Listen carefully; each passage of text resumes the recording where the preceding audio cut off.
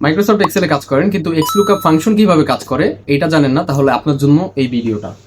এখানে দেখেন আমি এমপ্লয়মেন্ট আইডিতে জাস্ট এটা সিলেকশন করছি, আর কিন্তু এই পাশে employer name and department automatically change হয়ে যাবে। তো এটা কিভাবে করলাম, আমি ফার্স্টে এই ডেটাগুলো আমি ক্লিয়ার করে দিচ্ছি। এখন ফার্স্টে আমার এই ডেটা ভ্যালিডেশনটা ক্রিয়েট করতে হবে। এই ডেটা ভ্যালিডেশন ক্রিয়েট করার জন্য আমার প্রথমে যাওয়া লাগবে ডেটা ট্যাবে, দেন এখান থেকে ডেটা ভ্যালিডেশন এই অপশনে চলে আসবো। এরপর এখানে অ্যালাউয়ের এখানে সিলেকশন করা লাগবে লিস্ট। প্রথমে কিন্তু আপনাদের এনি ভ্যালু থাকবে, আপনারা এখান থেকে লিস্ট সিলেকশন করে দিবেন। এরপর সোর্সের এখানে জাস্ট এই পাশের এমপ্লয়মেন্ট আইডিগুলো সিলেকশন করে দিবেন। এরপর এখান থেকে ওকেতে ক্লিক করলে এই টাইপের ডেটা ভ্যালিডেশন কিন্তু ক্রিয়েট হয়ে যাবে।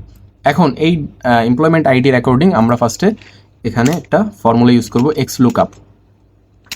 দেন ট্যাব ক্লিক করলাম, এখানে এক্স লুকআপের ফর্মুলা চলে আসবে। ফার্স্টে হচ্ছে আমাদের লুকআপ ভ্যালু হিসেবে আমরা এখানে এমপ্লয়মেন্ট আইডির এই সেলটা সিলেকশন করে দিব। দেন এখান থেকে কমা, দেন স্পেস, এরপর হচ্ছে লুকআপ অ্যারে নিব হচ্ছে আমরা এই পাশের এমপ্লয়মেন্ট আইডি থেকে। এই এমপ্লয়মেন্ট আইডি সবগুলো সিলেকশন করে দেন আবার কমাতে প্রেস করব, এরপর আবার স্পেস। এখন হচ্ছে রিটার্ন হিসেবে আমরা চাই এই সেলগুলো, তাহলে এই পাশের এই দুইটা কলামের সবগুলো সেল আমরা সিলেকশন করে দেন ব্র্যাকেট ক্লোজ করে এন্টার প্রেস করব।